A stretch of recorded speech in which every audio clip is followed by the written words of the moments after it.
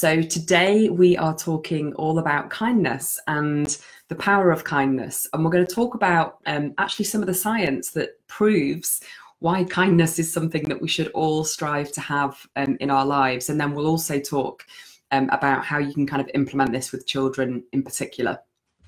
But this one is very much about a topic that is as applicable as a lot of this stuff is to adults as it is to children.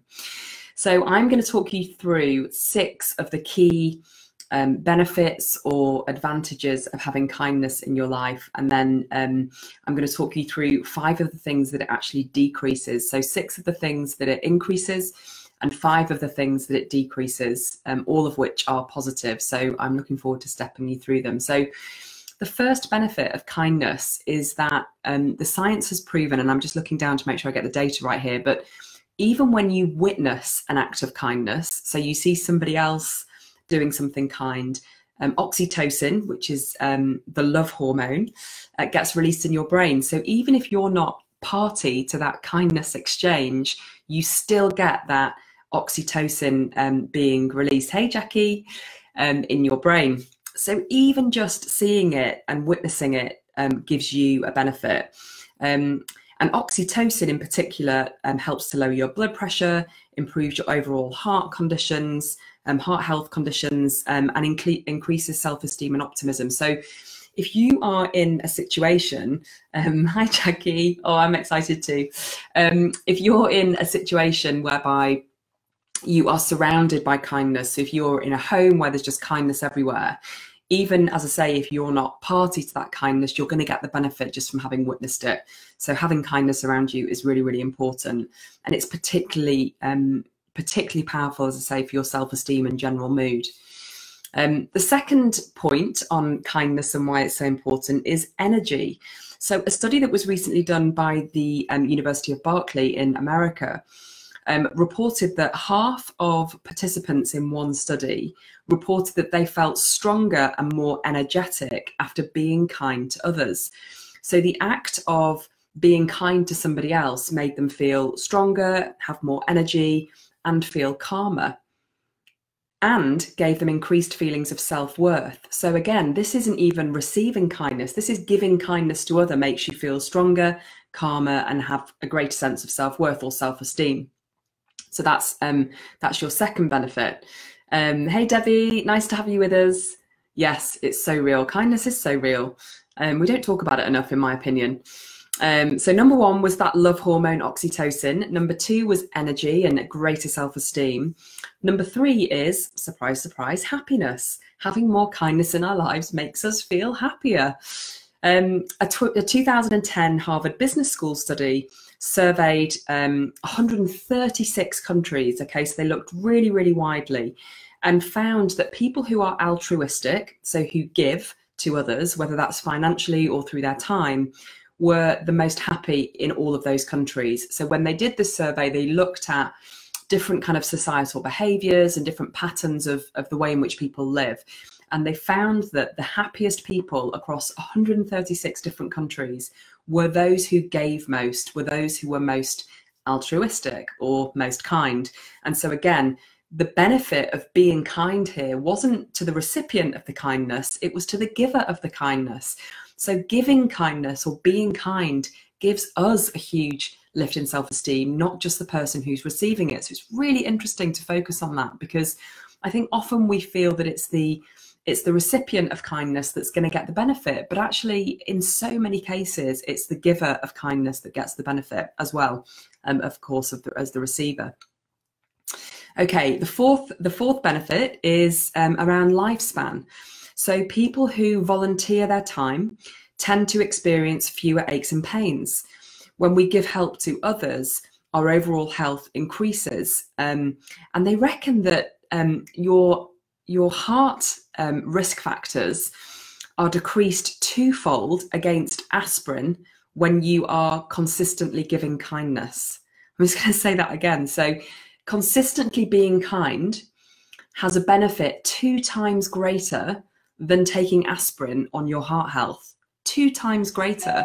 And the reason for that is that the chemicals that are being released in your brain when you're giving kindness have an even greater medical benefit to you than taking aspirin. I mean, that's just absolutely incredible. And so as a result of that, people who are 55 and older who volunteer for 2 or more organisations have a 44% lower likelihood of dying early as a result of heart conditions. And that's when you strip out every other risk factor in terms of other health conditions that they may have. And it is such a powerful thing to be giving your time and giving your kindness to others, that is the level of preventative benefit it gives you in terms of your life expectancy, which is just incredible. And this same study showed that this is a stronger effect on your lifespan and on your overall health than going to regularly exercising 4 times a week or going to church. So being kind on a consistent basis through volunteering for 1 or more organisation has a greater health benefit than exercising 4 times a week when it comes to your overall heart health. I mean, isn't that just incredible? Number 5 is pleasure. According to research from Emory University, when you're kind to another person, your brain's pleasure and reward centres light up, as if you were the recipient of the good deed, not the giver. So this is what I was saying before, is that often when we show kindness to others and we give kindness to others, actually we get the benefit more so than the receiver sometimes, and definitely equal to. And this is known as the helper's high. So when you help somebody or you do a good deed or you're kind to somebody, you get a high from that as well. It makes you feel positive. So again, it's this kind of dual effect of you feel good when you're kind, and of course the person to whom you're being kind also feels good. And I think this is just so powerful, the way in which the scientists now and the researchers are able to actually video the brain and watch what's happening in the brain when we're doing things like being kind or expressing gratitude, which is something else that I talk a lot about. They actually see the pleasure centers in our brain, so the parts of our brain that get activated, they see them light up on these video recording tests that they do. So this is why we know this stuff works. It's not kind of fluff or theory, it's science backed, which is why I just get so excited about sharing it with you. So number 5 is kindness gives us pleasure. And then number 6, in terms of why kindness is so powerful, is all focused around serotonin. So serotonin is effectively a natural antidepressant, and it makes us feel really good. And it has a counterbalancing effect on cortisol, which is the stress hormone. So the more serotonin we have in our brain, the lesser the effect of cortisol. And when we're kind, serotonin gets released. So you can see then that if you are struggling with mild depression or anxiety, and you find yourself in a situation where there isn't lots of kindness around and you're not getting that natural serotonin produced as much, versus if you're in a situation where you're feeling a bit low, you're having a bit of a tough time, and you're surrounded by people who are kind, then you're going to be constantly getting that serotonin boost, which over time is going to reduce the effect of cortisol and help you to feel happier. So just absolutely incredible in terms of the science that's out there that proves how powerful kindness really is. Nicola's saying, I love 2.0. Barbara Fredrickson research backs up what you're saying as well. Yeah, I love her work. The benefits of being with other people and being in positive relationships. Absolutely. And it's why I talk so much about positive relationships, the science around having positive relationships and building relationship skills, particularly for children who so often are creating relationships online now rather than face to face, is absolutely incredible. Yeah, definitely check out Debbie, Barbara Fredrickson's research, and also the other amazing person in this space is Martin Seligman. I'll post some links to some of his work as well. Well, thanks, Nicola, for sharing that link. I'll take a look at that myself. That's great. Okay, so they're all the things that kindness increases. So I'm going to do a quick recap. I am going to give you a download like I usually do. I just haven't posted it, so I'll post it later in the day. So look out for that. It'll have all of this summarized. I just didn't quite get to it this morning. So these are the 6 things that kindness increases. Okay, so you've got the love hormone, oxytocin.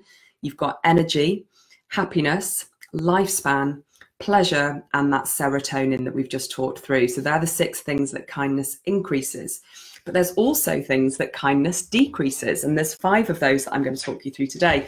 And the first one, really interestingly, is pain.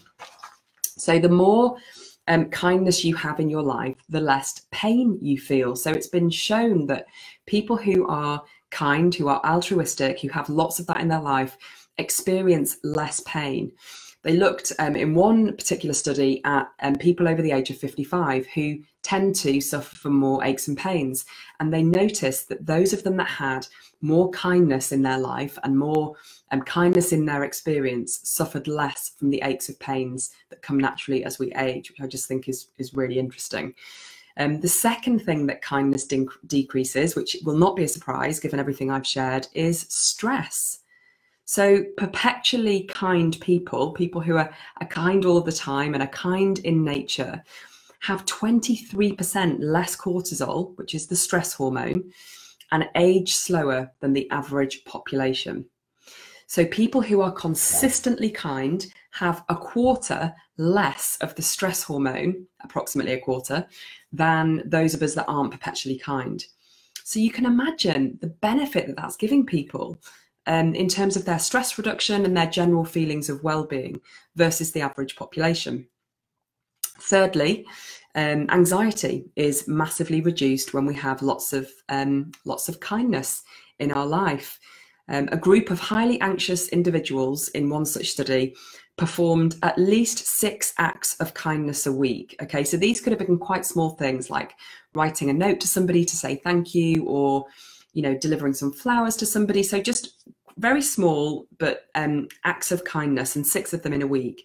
And after just a month, so after 4 weeks of doing this, there was a significant increase in their mood, their relationship to others, and a decrease in their social avoidance, which is when people tend to be quite isolated and avoid social situations. That decreased in these highly anxious individuals when they took just those 6 acts of kindness a week. And so even after just 4 weeks, this University of British Columbia study found that that had a massive benefit in terms of decreasing their anxiety and decreasing their feelings of social isolation. So taking very conscious action towards being kind, as opposed to being passively kind, is huge in terms of decreasing anxiety. And we can talk about this as it relates to children in a minute. The second to last point here in terms of how kindness decreases negative things in our life is around depression. And what we know is that mortality is delayed, depression is reduced, and well-being and good fortune are increased when we focus on kindness. So if we can think about kindness as part of our everyday, if we can think about things we can do each day to be kind to others, whether they're people we know or we don't, we know that all of those risk factors around depression are decreased. And finally, blood pressure. So committing acts of kindness lowers blood pressure. According to Dr. David R. Hamilton, acts of kindness create emotional warmth, which releases oxytocin.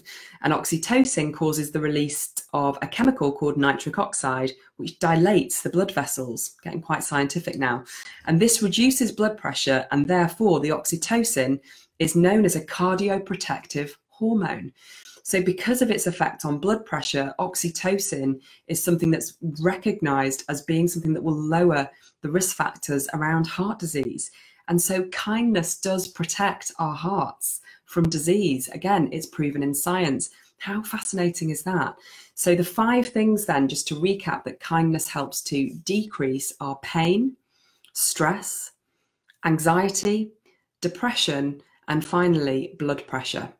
So there you have it. There's the science behind why kindness is just so powerful. And one of the reasons I wanted to talk about this today is that I think, because there's so much in the media now about anxiety and depression and mental health, I always feel like the conversation in terms of the science side of it is around the negative stuff. and the effect of mental health and the cost to the economy of mental health.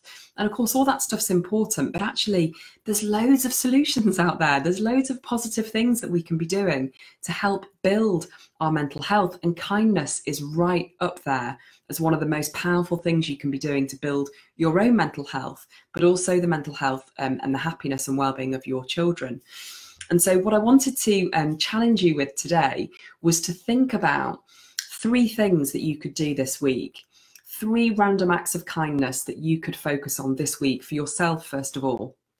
And just, you know, we're on Monday now and we'll be back together next Monday. Hopefully you'll join me again at 12 p.m. and we can maybe recap on how those went. But for the next week, just try and do 3 random acts of kindness. Do more if you can, that would be brilliant, but just try and do 3. And I want these to be things that you wouldn't necessarily ordinarily do. So not just continuing to be kind to your family or cooking dinner for your family if you do that already, but 3 things that are potentially out of your normal routine. So maybe it's writing a letter to a friend you've not spoken to for a while, or maybe it's buying someone a gift for no particular reason, or whatever it might be, but just focus on doing 3 random acts of kindness. And then the other thing I wanted to set you a challenge around is talking to your children in whichever way is most appropriate given their age about what I've shared with you today, and asking them to think of 3 random acts of kindness that they want to do this week. And of course, they're going to be delivered at the level that's appropriate for them. So if you've got younger children, that could be as simple as sharing some sweets with a friend at school or drawing a picture for a friend. This doesn't need to be some massive, grand, elaborate gesture. It just needs to be something that's small but significant to show your kindness to somebody else. And what I want you to notice as you do these 3 things, and I want you to ask your children to notice as they do these 3 things, is how does it feel for you when you give these random acts of kindness? And then what do you notice about the other person? So how did you feel with the random act of kindness? And how did the other people or the other person respond? So what did you notice about that? And then next week on Monday, we'll have a little chat about what you found and what you noticed. And I'm going to do it too. So I'm going to be with you on this one, because I think so often with these types of activities, we can, you know, listen to a session like this and say, oh, that all makes sense. Yep, we should be kind. And that, you know, that's really practical and really obvious. But then we get back to our day and we realize that we haven't done it because we're busy and we're doing the jobs and the chores and running around and everything else. And so putting some consciousness around this and putting some real intention around it is a really good way to start building new habits. So who's up for that challenge? I'm noticing who's going to commit in the comments to taking this challenge. I can see some of you are still on live with me, but I would love to hear from you. If you're up for the challenge of 3 random acts of kindness that you're going to do and 3 random acts of kindness that you're going to get your children to do. And I'd absolutely love to hear from you if you're going to commit to that. I'm definitely going to commit to it. As I mentioned earlier, I will check in with you guys next week to see if you've done them and what you noticed, but really just bring some attention to those things and see what happens when you do. And I'll look forward to hearing all about it. And as I mentioned, I will post the research that I shared here later today. I'll pull together a PDF for you guys and put it here so you can download it if you want to share it with anyone else. You are welcome to do so. But that's it from me. Any questions? I'm getting a high five from Jackie. Right back at you, Jackie. Any other questions or comments? Debbie's up for it. Brilliant, Debbie. I look forward to hearing how it goes. Let me know, anyone else, if you're up for it. I look forward to speaking to you all next week, and just post any questions in the meantime if you've got them. But until then, have a fabulous Monday, and I look forward to seeing you next week. Take care.